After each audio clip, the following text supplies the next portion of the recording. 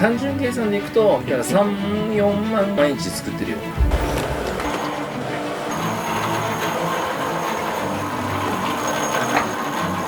全国のお客さんの数は7、800あるみたいですね。僕の知らないお客さんもいっぱいいます。9番という同じ刃なんですよ。こっちがストレート。ストレートのものはこうやって出るわけですね。ここで渋滞が起こる。その部分が血入れに変わる。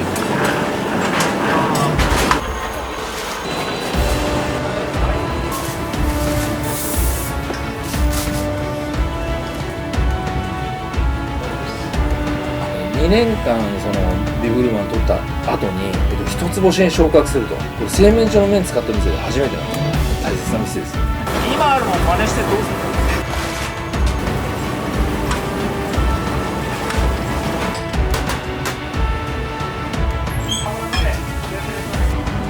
なんとか日本中のスタンダードにしたいです。はい。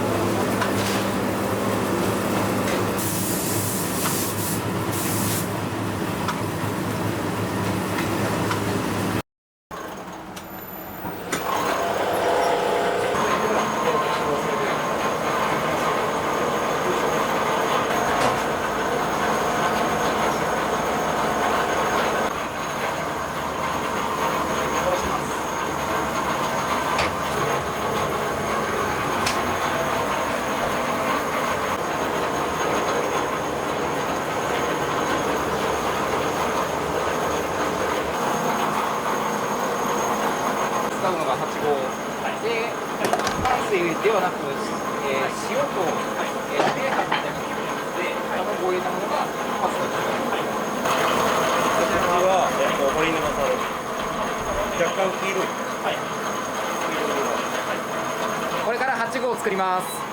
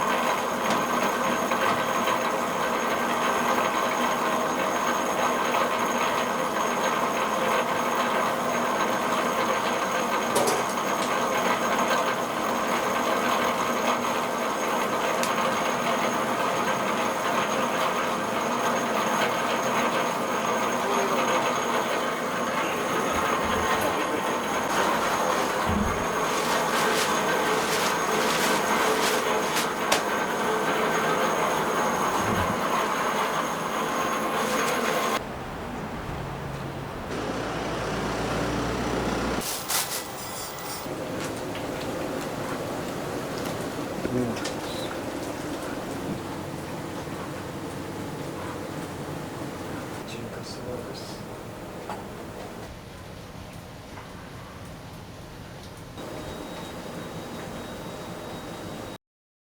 卵っていう卵の粉末を入れて練るのがパスタになります。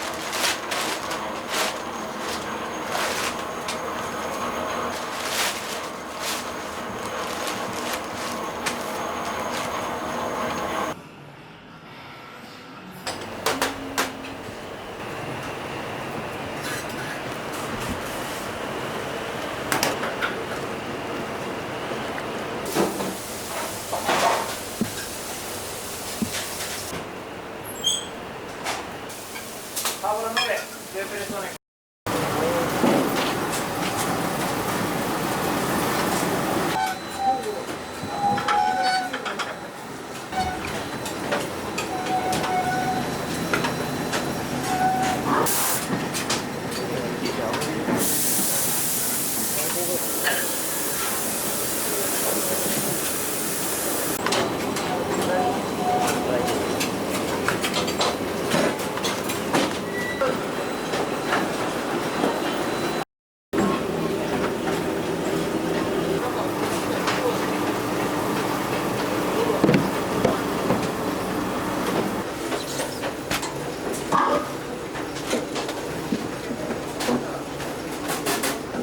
で今から切るのはこのポーションっていうのは、いわゆる二郎系ラーメン二郎のこういう脱の粉なんですで、ローズになっちゃうんで本当ちょっとだけしか出さないですけど、これ両方とも9番っていう同じ刃なんですよ、ここ表面上は一緒じゃないですか、で、こっちがストレートの、でこっちがチキン、要はストレートのものはそのまま出てくるんですけど、で縮れのものはここのゴムの隙間を抜けていくときに、要はここで渋滞が起こるで、その部分が縮れに変わるっていう、でちょっと軽く今出します、これはもう使わないので、短い、ちょっとだけ出します、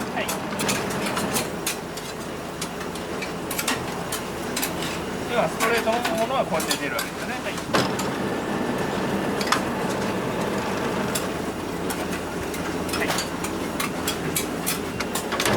で今度はこの縮れの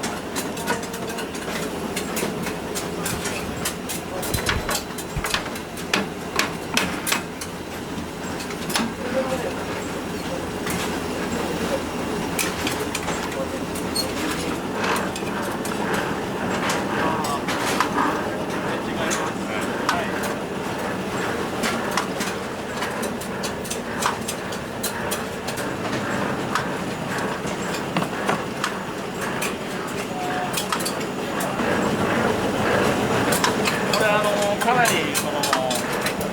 色味が悪いというか、これも今透明の感じでレッドですけど、どっちかというとちょっとグレーっぽいよね。風なしです。小麦粉的には外側に近い部分というか、腹の部分はい。だから等級で言えば2等分、はい。ただその分外側に近い部分ではうまみも強いんで、見た目は悪いけど美味しいよっていうか。だからラーメン二郎とかってもともとほら安いお金でお腹いっぱいになってもらいたいみたいな感じじゃないですか。だからそこら辺がやっぱこの粉の採用に多分つながってるんで、でその直系のラーメンショップとかじゃなくて、別に修行したわけでも盗んだわけでもなくて、僕が一番仲いいその、ラーメン屋がいるんですけど、自分なりにそのラーメンショップの味を、今までその使ってきてきたその、なんでしょう、職人としてのあれで、自分なりのそのラーメンショップっていうのを作り上げて、でラーメンショップ丸かっていうようなあれを立ち上げたっていう、感じです。要はマルカの蚊が要はカイカロウの麺使ってますよっていう意味なんです。そういう意味。一応僕がそのドキュメンタリーの中でも、カイカロウの麺使ってるよっていう意味だよって言ってると思うんですけど、自分で言っている。まさかあんなに巨大勢力になるとは思わなかったです。ラーショマルカだけでこれだけあるんで。これからオープンする店とかもあるんで、ただやっぱりなんかほら偉そうにふん取り返って事務所でね、涼しいところでどう思うんじゃなくて、やっぱり製麺や麺作っとけみたいなところが自分の中にあるんで、歌舞伎物とか、あとはしごとかパスタの現状のパリナンサコネっていうのは、日清製粉の NB 商品。僕の作った配合が、要は日清の商品になっているので、歌舞伎物とハリナンサコネは他の製麺屋さんが要は買って使ってるんです。そこが大きな違い。これはもううちだけのもの。やったやつはいないじゃないですか。とにかく誰もやってないことをやっちゃう。から入って24年ぐらいで、パスタ始めて今12年間。だからもう本当に13年前までは自分がまさかパスタ作るなんてこれっぽっちも考えてない時に、何を思ったかっていうところは、要は人の真似してもしょうがないから、そう自分がやり方で形にすると、全国でまだまだだと思いますけどね、いろんな製麺屋さんでレシピを共有して作られている、浅草の町工場で生まれたものが、新しい日本の、麺文化の一つになると、そんな素晴らしいことないじゃないですか。辛い麺っていう麺をね、日本中のスタンダードにするっていうのがもう自分の最後の仕事だっていうふうに言ってるんですね。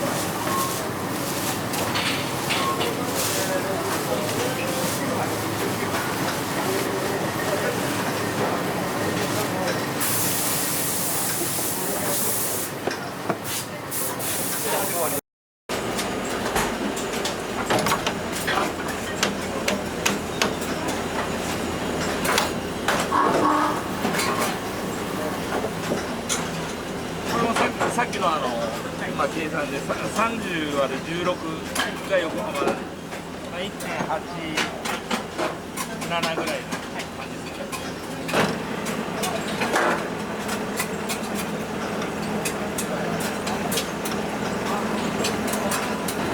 でも全部ここに切る面と、まあ、そういう、まあ、切り場、あとここがこの隙間のこの材料です。全部頭の中に入ってる。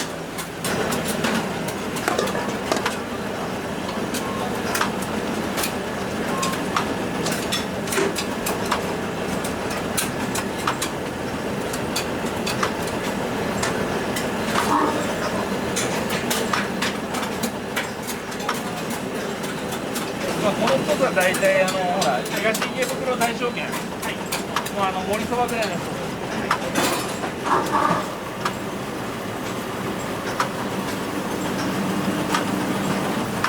店のその店舗のスペース的に、自家製麺ができないお店もあるんですよ。で僕はもう本当すごい、まあ、ありがたいというかラッキーなことにというか、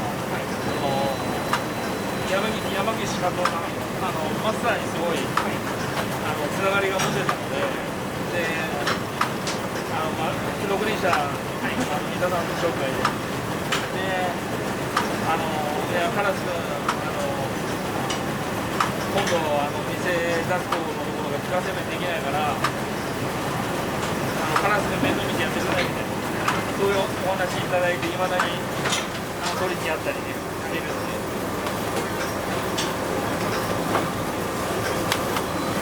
だからそういう時もなんかね、俺結構、座を通しちゃうというか、いやマスターそういうすごいありがたいお話なんですけど、大正圏の麺っていうのは基本的にはマスターが作ったレシピがあるわけですよ。この小麦粉とこの小麦粉みたいな。できれば僕は自分の味でやりたい。いいですかって、それもマスター許してくれて、職員の嘘じゃないけどね。だから昔から僕が扱う前から、まあ、佐野実さんいたじゃないですか。佐野さんとかもデュラン小麦使った麺とかやったと思うんですけど、絶対的にそれを使う量が違うというか、僕の場合は。まあ、5%、10% 入れて、この小麦を使ってますよっていう、デュラノ小麦、これをデュラノ小麦の麺みたいな言い方するじゃないですか。僕はやっぱりその小麦を使うならそれをベースにしたっていうか、量を使わないとっていう。まあ、デュラン小麦の使い方を、してたから、それがね、パスタにも自然と結びついたようなところはあると思う。最初の2年間は、あくまで自分がこのラーメン用に、ラーメンつけ麺に作ったデュラン小麦ベースの配合でやったんです。それじゃないとやったら自分がやる意味ないと思う。だからやっぱりまあ、日本ではね、井口さんも一定の満足してくれて、お客さんも喜んでとっていうところだったんだけど、まあ、おそらくその当時の最初の配合をイタリアの方が食べたらちょっとパスタじゃないんじゃない、これはパスタじゃないよねっていうような麺だったんです。で、もうそれに早々に、まあ、とりあえずそれをリリースしたところで、まあ、一定以上の満足を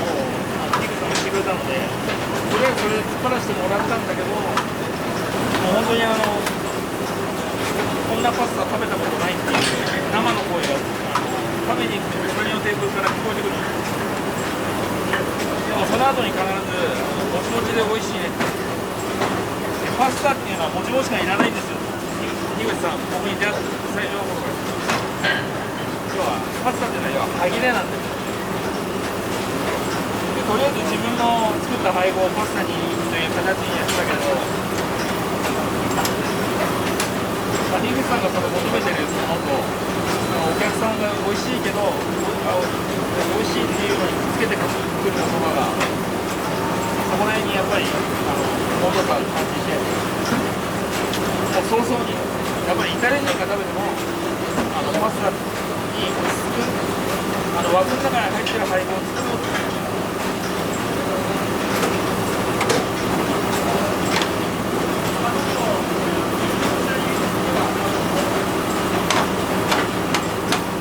それが、2年後にバリナーサロネっていう配合としては、なおかつそれを、買うものみたいに他の製麺屋さんにも共有してもらえるものにしようと、あくまで日清セブンの商品として作ろう。それが要はこの町工場で生まれたパスタを新しい麺文化として押し上げるっていう。この隙間をね、今度は広げるわけですよ。はい、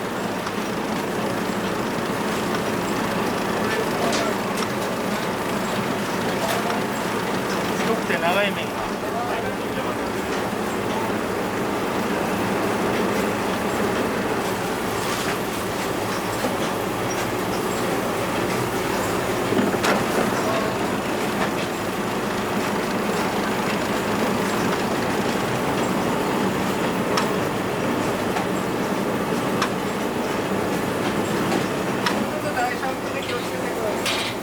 こんだけ違う。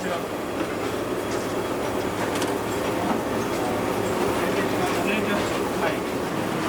だからこれも要は8号の取り方に近いですよね。はい。これはつけ麺用ですか？そうですね。つけ麺とか混ぜそば。長男門太一応っていう。長男って長男次男の長男。はい。長男なんとか人の名前っていうお店がね。はい。4店舗ぐらい、そこはなるべくこのまっすぐの形状を求めてるんですよね。僕らストレートのこういう刃で切っても、手で丸めると丸めた癖がついて、要は縮れ麺みたいに言われちゃうんですよ。パスタもこういう感じの棒で取るんで、ちっちゃい頃から乾麺しか食べてないじゃないですか。パスタっていうのはまっすぐなもんだみたいなイメージが自分の中にあるから、やっぱりこういうふうに棒で取ることで、少しでもまっすぐにしたいっていうか、ストレートで取るための苦肉の策みたいな感じですね。もう2回見したのパスタは、こういう紙に1キロ分を丸めてパック、その紙をね、今日の製造分折り曲げて、ざっくり樋口さんのとこみたいなレストランの、1人前の量が 100g とすると、大体だから1600人分ぐらいですか、1日で、を作ってるから。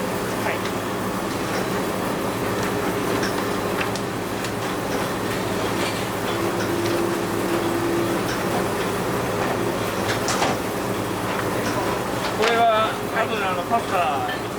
作るときに活躍します。新規としては、もう新規はね基本的には受けてないんで、通常僕らみたいなパスタを本来作ってなかった製麺所が、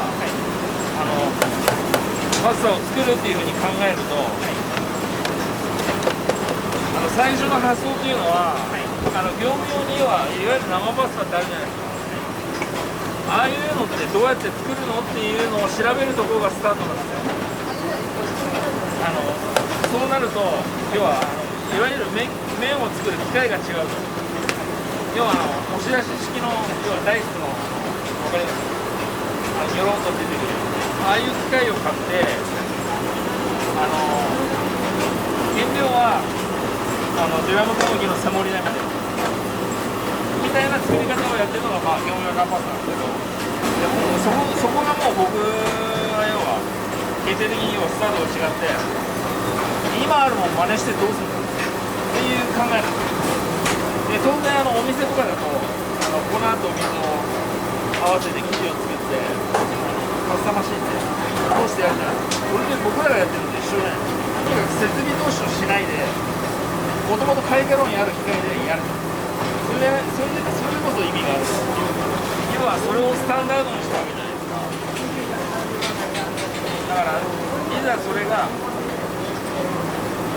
当たり前になった時にパスタの製造メーカーを作ったことにもなってるわけですよ。要は僕らみたいな要は中華の製麺所って日本中にいっぱいあるんで、その人たちは同じ原料を使ってレシピも公開してる。明日からでもできる。それが一番でかい点。だから日本中に広がる可能性がある。ここに入れていく。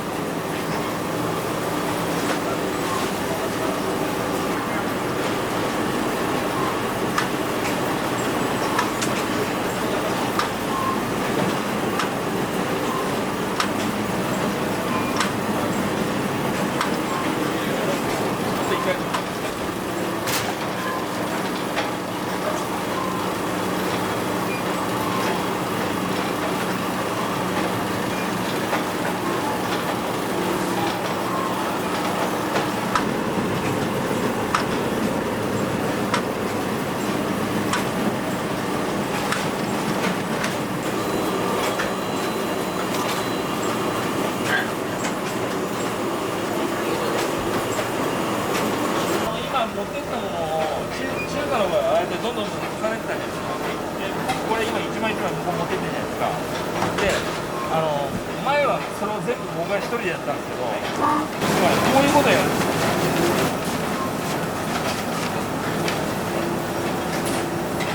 これどうしても切り場通ってくると、こ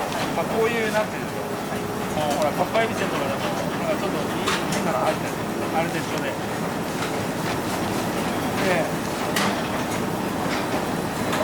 今これを取ってるんじゃなくて、今これついでにやってるだけで、要はね、さっき生麺をお店で作った時にバットに乗せて乾かすみたいに言ったり、要はこれ僕が取り上げてどんどん重ねていってますけど、上の状態と下の状態って違うと思うんです。だから袋詰めをする前にこうやって全体に空気を当ててやってる。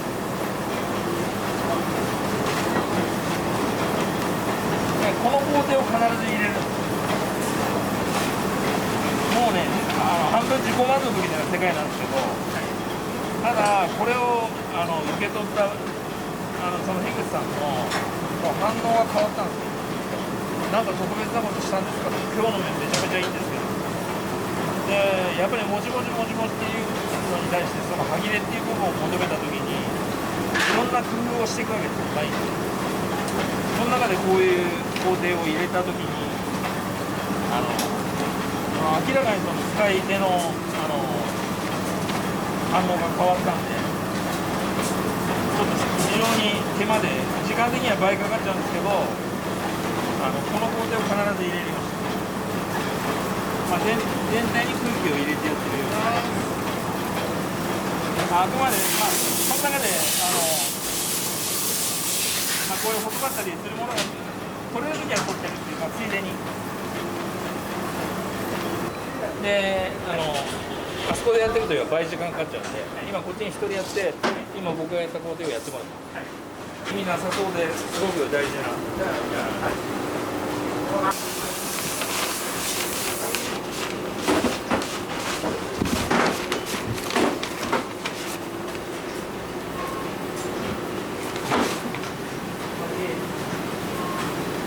そういったお店が僕の麺使ってるわけじゃないですか。なんでか。作り方はお店と一緒なんですけど、お店じゃ絶対できないんですよ。なんでかというと、それが要は水分量担いできてる。やっぱり手回しのパスタマシンで作るにはやっぱり粉に対して 50% ぐらいの水入れないと要は発酵できないんですよ。やっぱり水分が少ないことによって出る歯切れとかもあるので、そうだからよくイタリア料理屋さんとかだと、まあ、そうやって生で加工したものを、バットに並べて乾かしたりするんですね。要はなるべく水分を抜きたいという。まあ、僕らはやっぱり機械にパワーがあって、通常お店ではつながらない要は水分量でできる。そこをだからそこに需要が生まれる。今まで生麺を仕入れるっていうことをしなかった人たちが使っているのが僕の考え。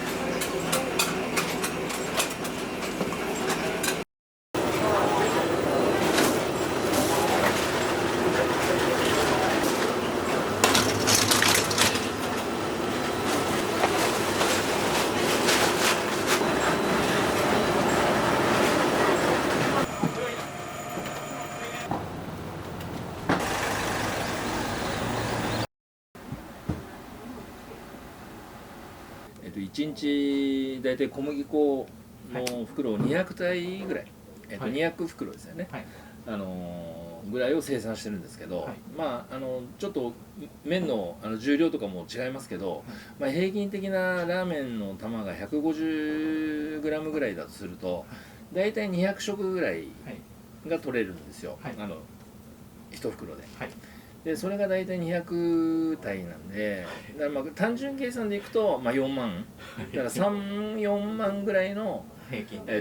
均で食数を毎日作ってるような、で全国のお客さんの数は大体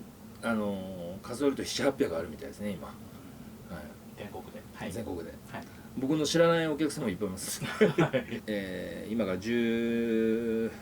年前ぐらいですかね、樋口シェフ樋口さんと出会ったことによってパスタを作り出すとでそれまで僕は自分のその麺ですよね、まあ、僕らの仕事も要は裏方仕事だと思うんですけど麺が主役なんていうのは思ったことないんですよ。まあまあ、ラーメンにとって欠かせないものだけど、まあ、頑張る脇役というかぐらいなイメージでいたんですけど、まあ、樋口さんと出会って僕がまあ、パスタを作ろうかっていうふうに思い、作り出すそれが一つの完成っていうのを迎えた時に樋口さんは僕に言った言葉があってまあ、ラーメンの世界でどうかわかんないですけどイタリアのパスタ料理では唐津さんの麺が主役なんですと。で唐津さんの麺を引き立てるためのソースなんですっていうのを彼に言われて、もう今までそんなこと思ったことないじゃないですか。すごい嬉しかったんですよ、でこの気持ちを要は日本全国のその同業の人たちに要は共感してもらいたいというか、自分たちの作ってるものが主役なんだよって思えるものを作れたらこんなに素敵なことはないとっていうところでこの唐ひぐ麺というものを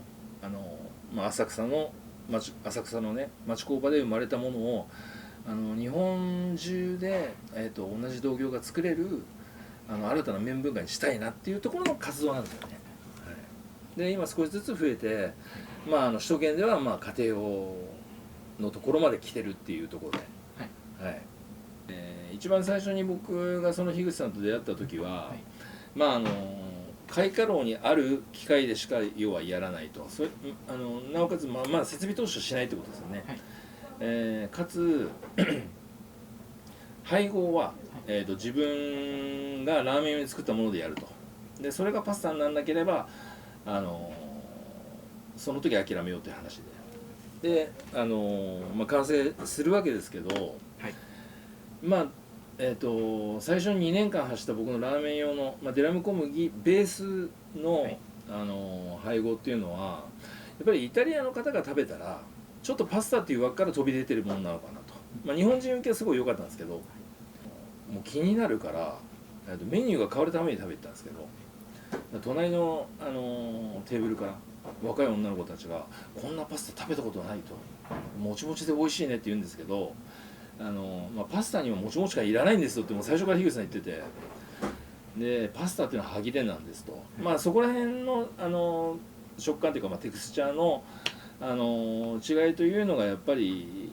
だんだんその自分の中で重荷というか、そのイタリアの方が食べてもパスタっていう枠に落とし込みたいってとこでファリーナ・サローネを作るわけですけどその配合が出来上がった時に、僕一番最初はラーメン用に作った配合をパスタにしてたじゃないですか、で今度は、パスタ用に、イタリア人が食べてもパスタ用に、パスタと枠にしっかりはまってる配合を作り、パスタとしてリリースするんだけど、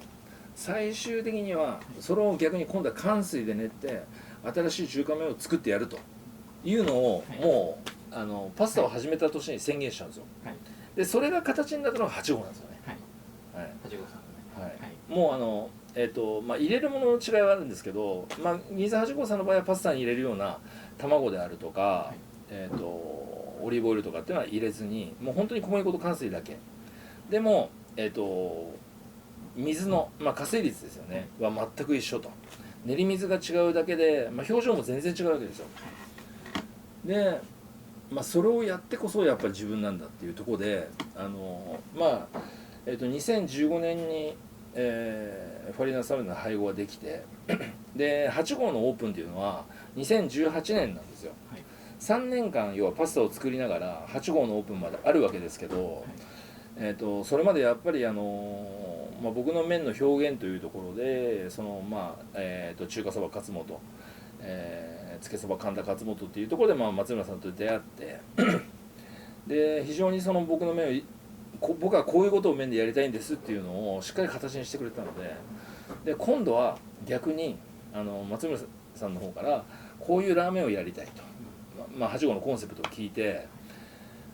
もうここに当てるしかねえだろうとっていうことで3年間待つわけですよ。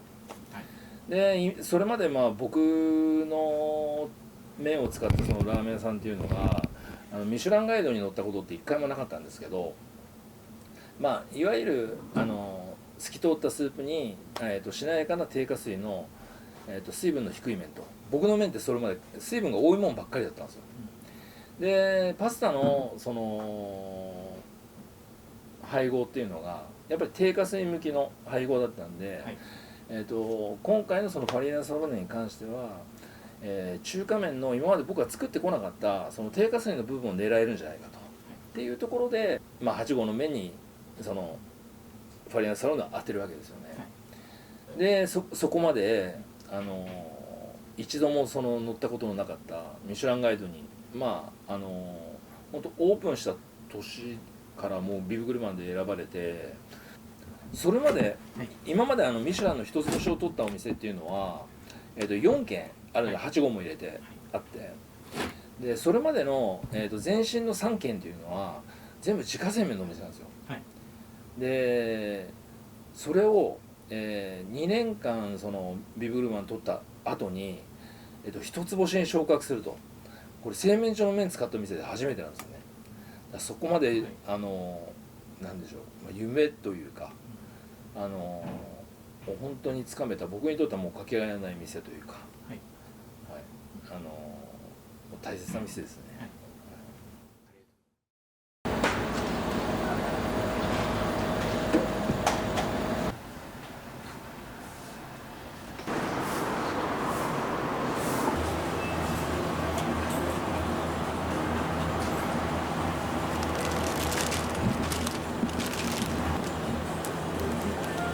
乾麺ってイタリア料理屋さんとかそれこそ町の喫茶店とかご家庭でも一般的に使われてるじゃないですか。この辛い麺っていうのは、乾麺に比べて茹で時間もすごく早いし伸びないっていうすごい特徴もあるので、今日パスタにしようという時に手軽に本当にご家庭で手に取って使ってもらえるものだと思うんですよ。なのでこうやって家庭用にのところまで届いたっていうのがもう本当に一つの大きなステップなんで、これをなんとかその日本全国にのご家庭に届けたいです。今はもう本当首都圏だけですけど、まあ、とにかくここで火をつけてなんとか日本中のスタンダードにしたいです。